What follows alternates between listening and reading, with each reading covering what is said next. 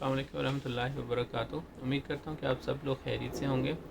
मौलाबस channel के अंदर आप सबका खुश आमदीद हो। मुख्तलिफ़ होम्योपैथिक रेमेडीज़ और बाकी रेमेडीज़ पर मैं वीडियोस बनाता हूँ। आज किसी रेमेडी पर नहीं बल्कि एक ख़ास स्पेसिफ़िक किस्म के सिम्टम्स पर जो है वो बात करेंगे, जो है कि गैर ज़रूरी ख़यालात आना। ये एक ऐसा टॉपिक है कि हर जगह पर जब भी कभी डिबेट हो तो ये चीज़ ज़रूर सवाल उठाया जाता है कि मेरी ख़यालात, मेरी सोच मेरे काबू में नहीं है और मेरे बहुत ज़्यादा अनवांटेड थॉट्स जो हैं वो मेरे जहन में आते हैं। ऐसी सोच जो आती है जिसकी वजह से मैं डिस्टर्ब हो जाता हूँ। अगर हम उसको मिसाल के तौर पर छोटी सी मिसाल से देखें कि अगर आपको कोई, आप एक जगह पर बैठे हुए हैं और कोई आकर आपको आकर इस तरह से पकड़े या आपको आके मारे, या उसने अपना हाथ आपके चेहरे पर मारा इस तरह कि आपके चेहरे को ज़ख्मी हो गया, और आपने पुलिस को बुला लिया और पुलिस आकर आपको ये पूछती है कि आपने भी क्यों ऐसे किया है, तो आप उसे कहो कि भाई मेरा हाथ मेरे काबू में नहीं था या मेरे जज्बात मेरे काबू में नहीं थे, तो बिल्कुल एक अनवांटेड सा मेरे से रिएक्शन हुआ जिसकी वजह से मेरा हाथ उसके नाक पर गया और मैंने उसके नाक के ऊपर ज़ोर से मुक्का मारा जिसकी वजह से उसका खून निकल आया। तो आपको क्या लगता है कि पुलिस उस शख्स की बात मान लेगी या उस शख्स की इस बात पे यकीन करेगी? वो कभी भी नहीं करेगी। तो ये एक जहन में बैठ के हुआ है कि अनवांटेड थॉट्स, जो गैर ज़रूरी ख्यालात हैं, उन पे हमारा काबू नहीं है। क्योंकि अगर हम उनकी डीप में जाके देखें, अल्लाह ताला ने थॉट्स आपके अंडर डाले हैं, यानी कि आपके नीचे आते हैं। थॉट्स आपसे ऊपर नहीं है। आप थॉट्स को कहो कि आप मेरे जहन में आएँ और आप थॉट्स को कहो कि मेरे जहन से चले जाए। बेसिकली ये थॉट्स की फंक्शन, ऐसे थॉट्स काम करते हैं।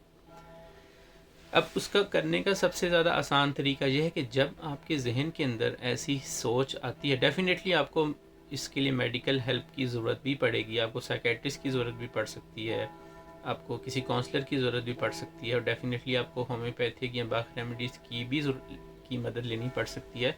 लेकिन आप ख़ुद भी उन सोचों को, उन अनवांटेड थॉट्स को अपने जहन से ख़त्म कर सकते हैं। जब कभी भी आप देखें कि आपके जहन के अंदर थॉट्स आ रहे हैं, तो आप सब कुछ छोड़कर उस चीज़ पे कंसंट्रेट करें कि सोच वो थॉट्स आ क्या रहे हैं। मिसाल के तौर पे अगर आप देखते हैं कि कमरे के अंदर हवा आ रही है और आपको ठंड लग रही है, तो आप उस चीज़ को फिगर आउट करेंगे और देखेंगे कि आपको वो जगह मिल जाएगी कि वो हवा आ रही है। कमरे के अंदर आजकल मौसम तब्दील हो रहा है, तो खिड़की खुली हो जाए तो कीड़े मकोड़े आ जाते हैं। तो आप देखें कि कमरे के अंदर बहुत ज़्यादा कीड़े आ रहे हैं और मुझे डिस्टर्ब कर रहे हैं। थोड़ा सा सोचने से आपको वो चीज़ें वो फिगर आउट हो जाएंगी कि वो यहाँ से आ रही है, मैं जाली लगा देता हूँ, मैं खिड़की बंद कर देता हूँ, तो वो चीज़ें ख़त्म हो जाएंगी। बिल्कुल इसी तरह करने से थोड़ा सा अपने जहन के ऊपर कंसंट्रेट करके तवज्जो डालने से आप अपनी उस टेंडेंसी को बहुत आसानी से तोड़ सकते हैं, जो टेंडेंसी आपके अनवांटेड थॉट्स की सूरत में पैदा होती है। और सबसे ज़्यादा आपको अपने माइंड की कंसंट्रेट करने की ज़रूरत है। अगर कोई लड़का ये कहता है, उसकी उम्र 20 साल है, कि मेरे जहन के अंदर बहुत ज़्यादा अनवांटेड थॉट्स आते हैं, तो आप ये काम कर सकते हैं कि जब आप अपने घर में जाएं, तो जो आपका करीबी है, आपकी अम्मी हैं, आपके अब्बू हैं, आपकी छोटी बहन है, आपकी बड़ी बहन है, तो उस पर सारी कंसंट्रेशन करें। और जब आप उसके साथ कम्युनिकेट करते हैं तो आप उससे इस तरह कम्युनिकेट करें अच्छे तरीके से कि जब वो आपको ख़ुद कहे कि भाई जब मैं आपसे बात करती हूँ तो मुझे बहुत अच्छा लगता है, क्योंकि आप उसको इतना ज़्यादा अच्छे तरीके से कम्युनिकेट कर रहे हैं कि वो क्योंकि आप से बात करके इसलिए अच्छा लगता है कि आप मेरी बात को तवज्जो से सुनते हैं। और यही कम्युनिकेशन का एक सबसे अहम पॉइंट होता है कि कम्युनिकेशन के अंदर अपनी बात समझाना, दूसरी की बात को समझना और अपना बिहेवियर इस तरह का रखना कि अगले वाला ख़ुद आपसे बात करे।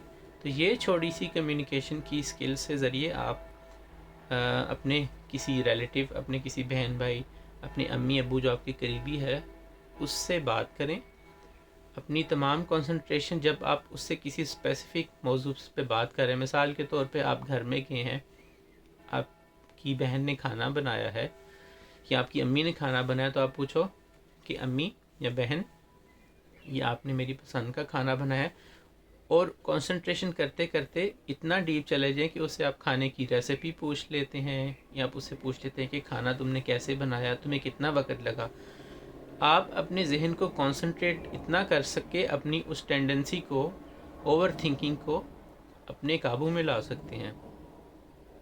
تو یہ ایک چھوٹا سا طریقہ تھا. اس کے اندر اب باقی ریمیڈیز میں اوور تھنکنگ کی بہت زیادہ دوائیاں ہیں، بہت زیادہ تو نہیں ہیں، 3-4 دوائیاں ہیں جس کے اندر وائٹ چیسٹنٹ ہے، چیسٹنٹ برڈ ہے، لیکن ہر ایک کی اوور تھنکنگ، ہر ایک کی سوچنے کی کیپیبلٹی دوسرے بندے سے الگ ہوتی ہے، ہر ایک کی جو کاز ہے وہ الگ ہوتی ہے.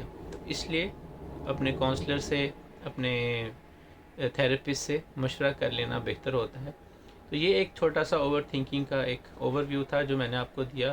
امید کرتا ہوں کہ اگر آپ یہ چیز اپناتے ہیں اوور تھنکنگ کی، تو اگر آپ کو اس سے فرق لگے تو ضرور مجھے جو ہے وہ انفارم کیجیے گا. ایک نئی ویڈیو کے اندر ایک نئے ٹاپک کے ساتھ آپ کی خدمت میں حاضر ہوں گا.